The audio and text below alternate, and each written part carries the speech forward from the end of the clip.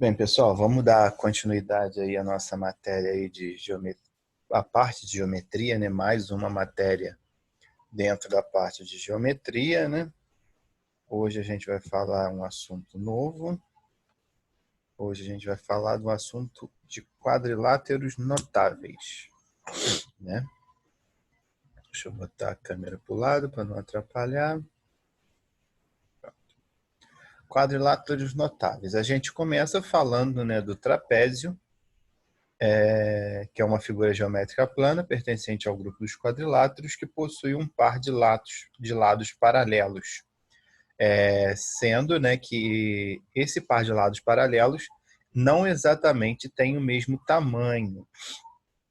Aí a gente vai ver um pouco dessa representação. Né?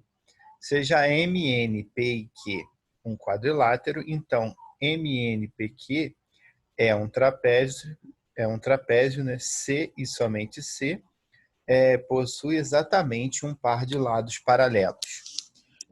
Os lados paralelos do trapézio são chamados de bases, e a distância entre essas bases de altura, sendo MN, P e Q as bases do trapézio, MN, P e Q, então o ângulo de M mais o ângulo de Q igual ao ângulo de N mais o ângulo de P, igual a 180. Aí aqui a gente tem uma representação, né?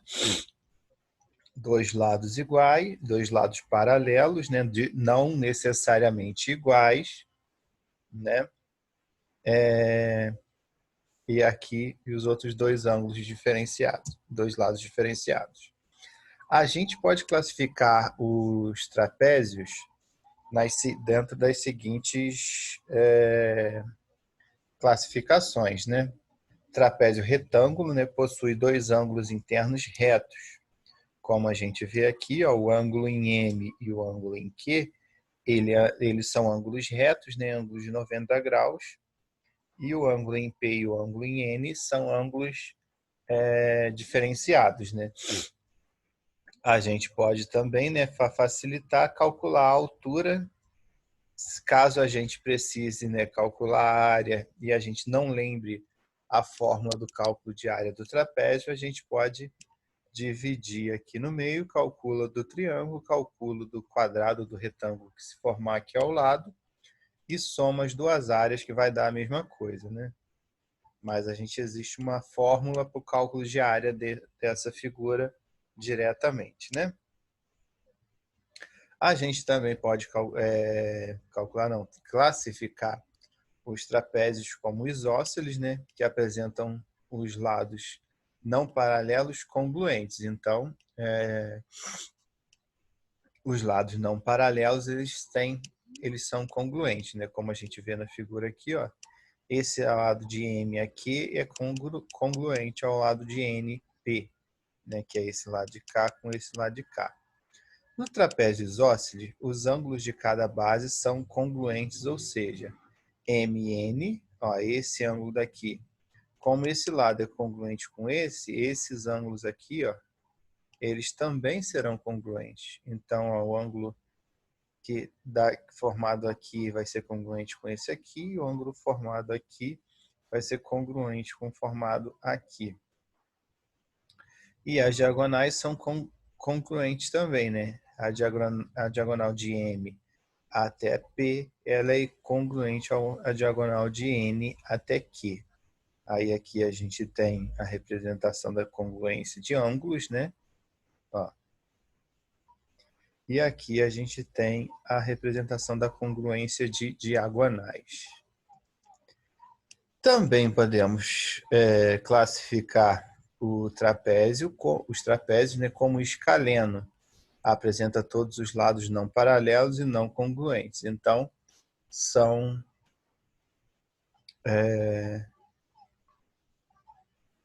apresenta os lados não paralelos não congruentes. Então, ó, esse lado daqui não é congruente a esse daqui, que é a classificação do trapézio escaleno.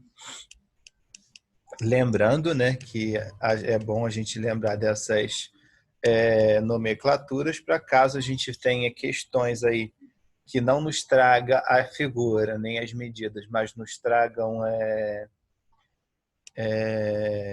a nomeação da figura, a gente consegue interpretar a questão mais fácil, né? Então, às vezes, a gente lembrando dessas nomenclaturas aí, dessas classificações, é mais fácil da gente interpretar as questões. Uma coisa importante aí nos trapézios, né, é que em qualquer trapézio, os segmentos cujos extremos são os pontos médios dos lados não paralelos é chamado de base média. Demonstra-se que a base média é a média aritmética das bases. Então, ó, a base média seria a soma da base menor com a base maior dividida por 2, né?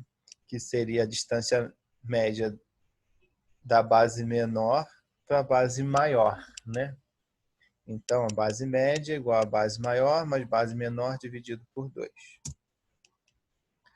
Aí, agora, a gente vai ter a fórmula de calcular o trapézio direto, com a área do trapézio direto, né? Como eu falei, dá para a gente segmentar, né, o trapézio em outras figuras, calcular a área dessas figuras e depois somar, ou no caso, se eu tendo a fórmula, eu consigo calcular dessa maneira aqui, ó.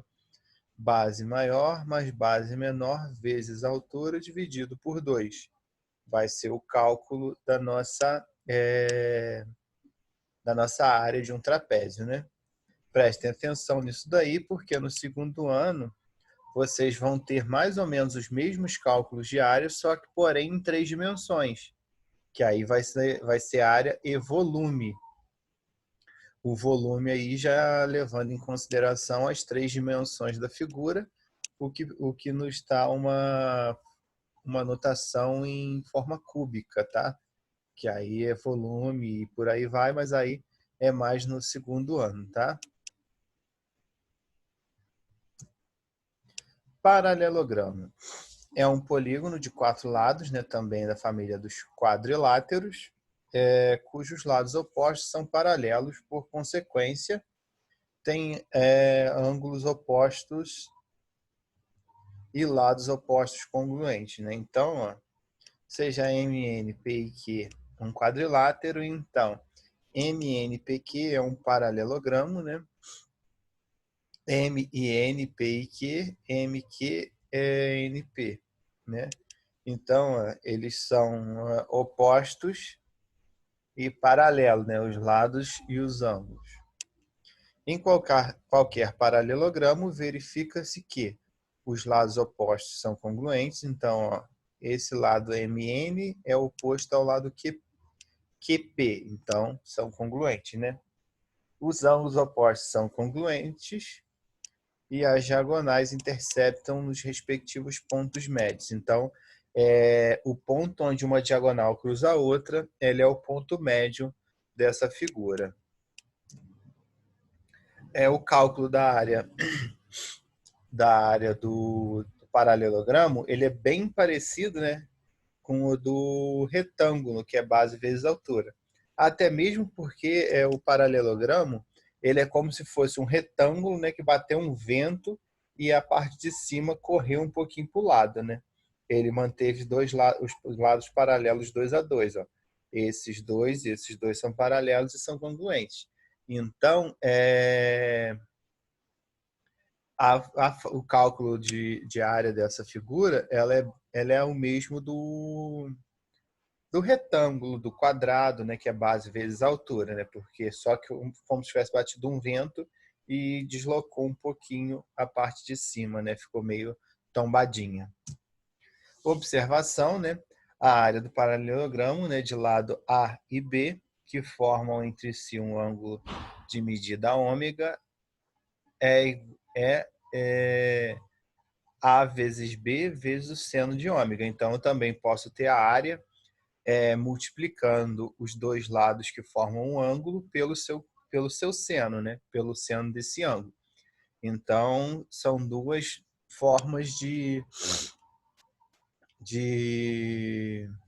calcular a área dessa mesma figura. retângulo, que é uma das figuras mais conhecidas nossa, né? Sendo MN também é um quadrilátero, né? Como a nossa unidade já diz, né? Que a gente está trabalhando com quadriláteros notáveis, né? Que são aqueles quadriláteros mais pontuais, né? MNP e Q é um quadrilátero, né? Em que MNP e Q é um retângulo, né? Então, o ângulo em M, o ângulo em M, o ângulo em N, o ângulo em P e o ângulo em Q são congruentes, né? Em qualquer retângulo, verifica-se que os lados opostos são congruentes, as diagonais interceptam nos pontos médios, e as diagonais são congruentes. Então, as diagonais se interceptam no ponto médio, né? Lembrando que quando o polígono tem número par de lados, as suas diagonais passam pelo meio dessa figura, né? E nesse caso aqui, as diagonais também se interceptam no ponto médio. E que os lados opostos eles são congruentes, né? No caso, esse lado congruente a esse lado congruente a esse, então dando a mesma altura, mesmo tamanho, né? Nos dando aí o cálculo da área igual do paralelogramo, né? Base vezes altura. O losango. O losango, né? Que às vezes as pessoas acham que são triângulos colados, né? Que a gente também pode fazer a representação como cálculo de área de triângulo, né? Mas a gente também pode ver um quadrilátero, como se fosse um quadrado, né? Que ele foi meio que aberto e que ele ficou formando um triângulo mesmo, né? Dois triângulos colados, mas ele é meio que um quadrilátero que ventou e ficou torto. Se MN, P e Q é um quadrilátero, então MN, P e Q pode ser um losango, né? MN congruente a NP, congruente a PQ, congruente a QN. Em qualquer losango, verifica-se que, letra A, os ângulos opostos são congruentes, né? Então, esse é oposto a esse, então eles são congruentes, né? As diagonais interceptam nos respectivos pontos médios, né? Que é o meio da figura. Letra C, as diagonais são perpendiculares, no caso as diagonais formam ângulo de 90 graus, tá? Quando a gente fala que é perpendicular, é porque formam ângulos de 90 graus, né? E as diagonais são contidas nas bissetrizes dos ângulos internos. Então, a diagonal ela é a bissetriz do ângulo, e a bissetriz do ângulo é quando eu corto, né, o ângulo que eu estou saindo da bissetriz ao meio. Então, se eu tenho que o losango tem em uma das suas pontas ângulo 60, quando eu for traçar a diagonal, que é a bissetriz, vai ser 30 e 30. E aí a gente tem a diagonal menor, né, que é geralmente a altura, e diagonal maior, que geralmente é a largura, né? E aí, para o cálculo da área, vai ser diagonal maior vezes diagonal menor, dividido por 2, né? Bem tranquilo aí essas fórmulas. Essas fórmulas, pessoal, é interessante gravar, porque, como vocês estão vendo, né? É basicamente a nossa matéria. Nossa matéria são classificações de algumas figuras, como a gente viu os trapézios, essas coisas assim, e essas fórmulas. Então, essas coisas, essas nomenclaturas, essas fórmulas e essas classificações são interessantes da gente gravar para a gente ter para a prova, né? O quadrado, que é o mais tranquilo, né?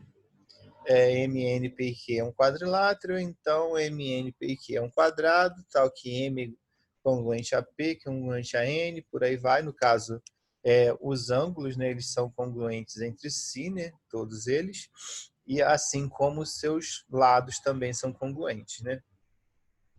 A gente pode verificar em qualquer quadrado que as diagonais interceptam nos respectivos pontos médios, né? Aqui, ó, se intercepta no ponto médio. As diagonais são congruentes, então essa diagonal aqui é o mesmo tamanho dessa daqui. As diagonais são perpendiculares, né? No caso, formam 90 graus onde se cruzam. E as diagonais são contidas nas bissetrizes do ângulo, igual no retângulo, né? Ela contida no losango, desculpa. Ela contida na bissetriz do ângulo, ela corta esse ângulo ao meio. Então, muitas vezes, às vezes, para calcular alguma coisa aí, em alguma questão, a gente saber disso é interessante, porque se a gente sabe que tem um ângulo todo com 60 graus, metade desse ângulo é 30, eu já posso usar essa informação para fazer algum cálculo, né? E a área do quadrado vai ser lado vezes altura, né? Mas como a base e a altura têm o mesmo valor, eu posso dizer que é lado ao quadrado. Aí aqui a gente tem o diagrama de inclusão dos quadriláteros, né? Os quadrados, eles podem ser classificados, na verdade, o quadrado ele é um tipo de retângulo e um tipo de losango, né? São tipos de paralelogramos, que são tipos de quadriláteros, né? Então, quando a gente fala de quadrilátero, a gente está englobando o quê? Paralelogramos, retângulos, losangos e quadrados. Quando a gente fala de losango, a gente tá incorporando só esses dois lados de cá. Quando a gente fala em retângulo, só em retângulo e quadrado. Porque, na verdade, né, um quadrado ele é um retângulo com todos os lados iguais. E um losango ele é um quadrado, porém torto, né? Meio que dá uma torcida nele. E assim, e todos eles são paralelogramos, né? Então, galera, deixa eu botar a câmera mais para baixo aqui. Os exercícios estão aí na tela, façam esses exercícios, por favor, que a gente vai aí e corrige na próxima aula. Falou? Grande abraço aí, fiquem com Deus e vamos junto aí até sair dessa pandemia. Grande abraço aí, fiquem bem.